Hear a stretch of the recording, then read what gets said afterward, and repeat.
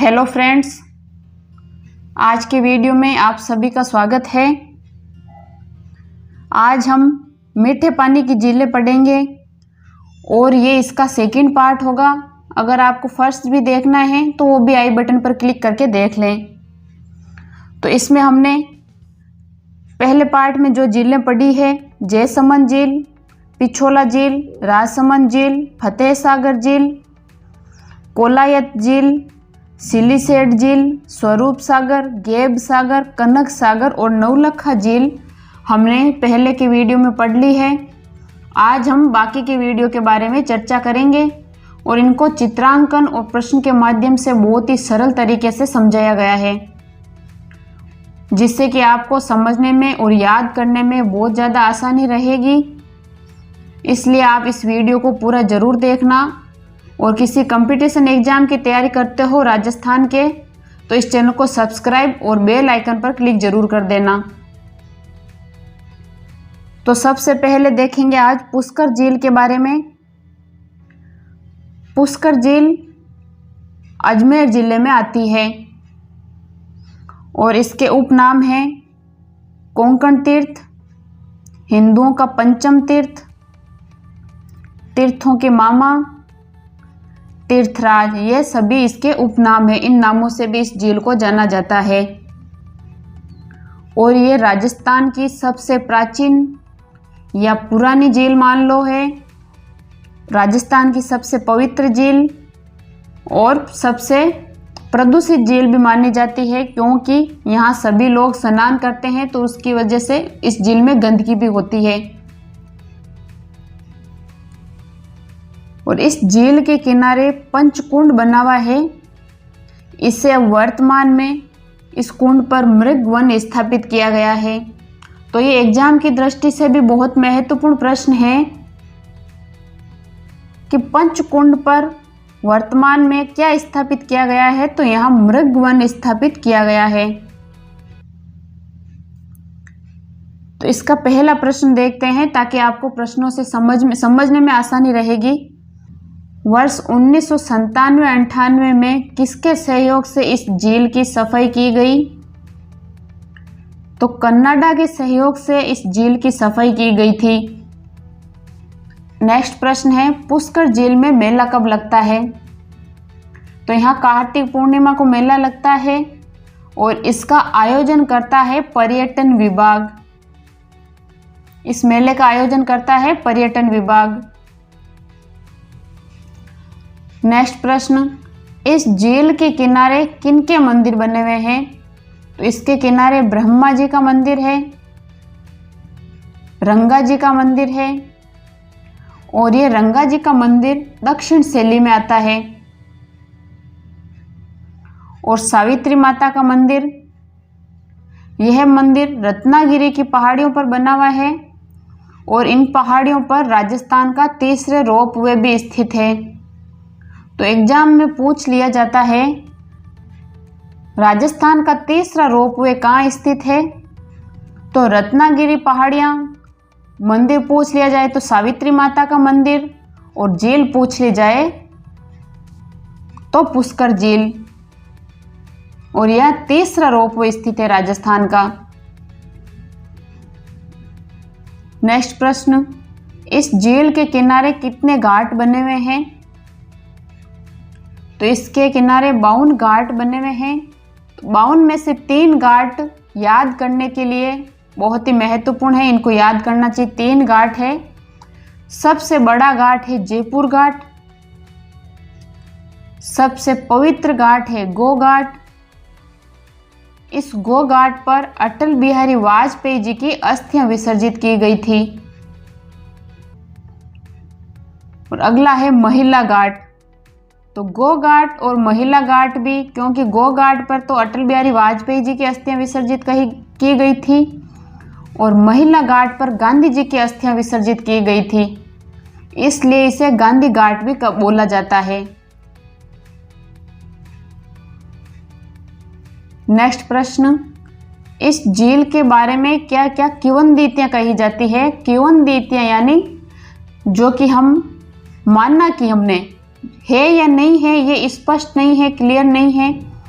हमने इसके बारे में सुना है या हमने ऐसे माना है।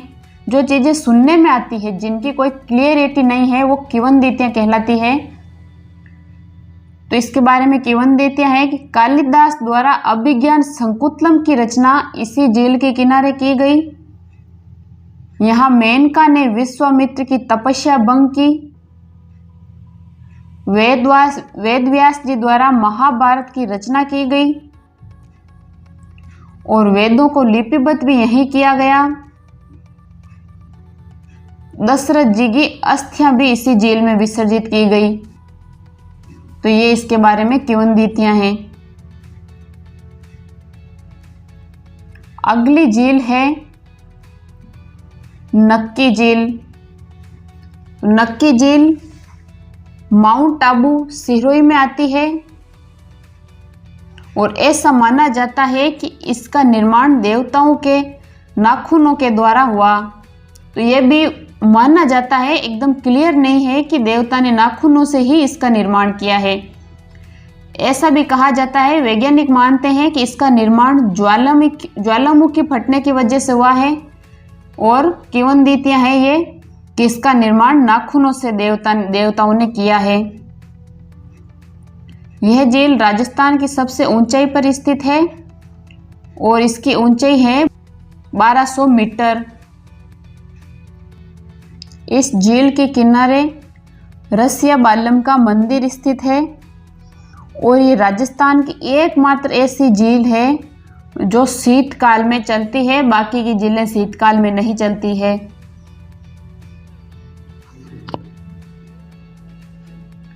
इस झील पर राजस्थान का एकमात्र हिल स्टेशन है, यानी सबसे ऊंचाई पर रहने की व्यवस्था या बैठने की व्यवस्था हिल स्टेशन कहलाता है।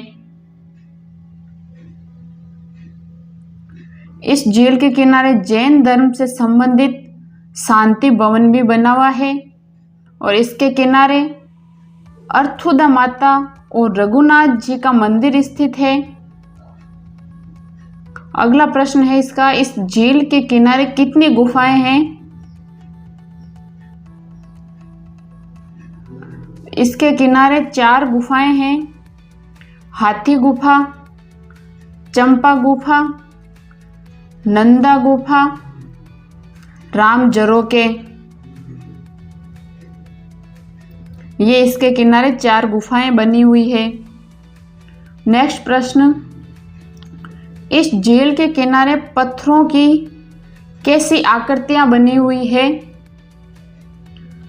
तो यहाँ पर एक पत्थर बड़ा पत्थर है जिसकी आकृति मेंढक जैसी दिखती है, यानी वो पत्थर दिखने में मेंढक जैसा दिखता है। इसको नाम दिया गया है टोड रॉक। एक पत्थर की आकृति है पनिहारी जैसी, इसे नाम दिया गया है नन रॉक। एक पत्थर की आकृति जोड़े जैसी है जिसे कपल रॉक कहा जाता है और यह गरासिया जनजाति की सबसे पवित्र झील मानी जाती है और गरासिया जनजाति के लोग यहाँ अस्थियां विसर्जित करते हैं। और राजस्थान में यहाँ का सनसेट पॉइंट भी प्रसिद्ध है। नेक्स्ट झील है आना सागर झील। यह अजमेर जिले में आती है और इसका निर्माण अर्णोराज ने 1137 में करवाया और इस झील में एक बांडी का नाला भी गिरता है और इसके किनारे जहांगीर ने एक बाग बनवाया, दौलत बाग, जिसका हाल ही में नाम परिवर्तन कर सुभाष उद्यान नाम रख दिया गया है। और इसके किनारे रूठी रानी का महल भी बनवाया गया है जहांगीर द्वारा अपनी वाइफ नूरजहां की याद में। और नूरजहां की माता ने इसी झील के किनारे इत्र का निर्माण किया था और शाहजहां ने इसके किनारे संगमरमर की बिरादरी का निर्माण करवाया। इस झील के बारे में एक बार और रिपीट मार देते हैं। इस झील के किनारे जहांगीर ने दौलताबाग बनवाया। हाल ही में उसका नाम परिवर्तित कर सुभाष उद्यान रख दिया गया। रूठी रानी का महल और नूरजहाँ की माता के द्वारा इत्र का निर्माण और शाहजहां ने संगमरमर की बिरादरी का निर्माण करवाया। अगली झील है फाई सागर झील। इसका निर्माण बाढ़ को नियंत्रित करने के लिए किया गया है। इस झील से आना सागर झील में जलापूर्ति की जाती है, यानी इस झील से आना सागर झील में की जाती नहीं है, जलापूर्ति होती है। इस उद्देश्य से ही इस झील को बनाया गया। आगे गजनेर झील, यह बीकानेर जिले में आती है। इसे दर्पण झील भी कहते हैं और राजस्थान का नखली स्थान भी कहा जाता है।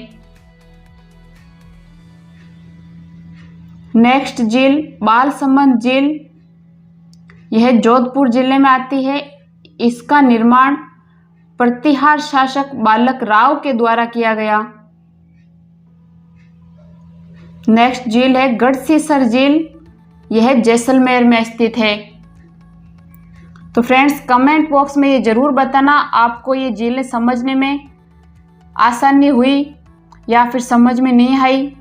आप कमेंट बॉक्स में इसका रिएक्ट जरूर देना, जिससे कि हम अगले वीडियो में कुछ और सुधार कर सकें आपके हिसाब से। और अगर आपको वीडियो पसंद आया तो लाइक और अपने फ्रेंड सर्कल के साथ शेयर जरूर करना।